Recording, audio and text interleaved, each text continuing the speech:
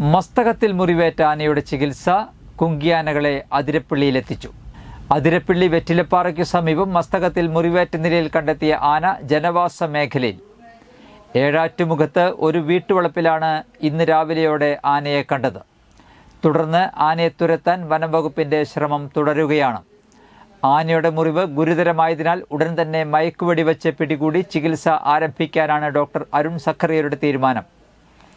നേരത്തെ ഒരു തവണ മയക്കുവെടി വെച്ചതിനാൽ തന്നെ ഒന്നുകൂടെ വയ്ക്കുന്നതിൽ ചില വെല്ലുവിളികൾ ഉണ്ടാകാൻ സാധ്യതയുണ്ട് എന്ന് നേരത്തെ ഡോക്ടർ വ്യക്തമാക്കിയിരുന്നു.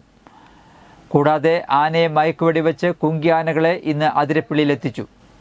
പുലർച്ചെ വയനാട്ടിൽ നിന്നുള്ള ഭരത് എന്ന ആനയാണ് ആദ്യം എത്തിയത്. കാലടി പ്ലാന്റേഷനിലെ വാടാമുറിയിലാണ് കുങ്കിയാനകളുടെ താവളം. ബാക്കി 2 ആനകൾ കൂടി നാളെ വൈകുന്നേരത്തോടെയോ മറ്റന്നാളോ എത്തുമെന്നാണ് വിവരം. ആനയുടെ ആരോഗ്യസ്ഥിതിയിൽ ഏതെങ്കിലും തരത്തിലുള്ള ആശങ്ക ഉണ്ടായാൽ അടിയന്തരമായി ചികിത്സിക്കുന്നതിന് വെറ്റിനറി ഡോക്ടർമാരെയും നിയോഗിച്ചിട്ടുണ്ട്. അതേസമയം അഭയാരണ്യത്തിൽ ആനയ്ക്ക് കൂട് നിർമ്മിക്കുന്നതിനുള്ള നടപടികൾ നാളെ വൈകുന്നേരത്തോടെ ആരംഭിക്കും.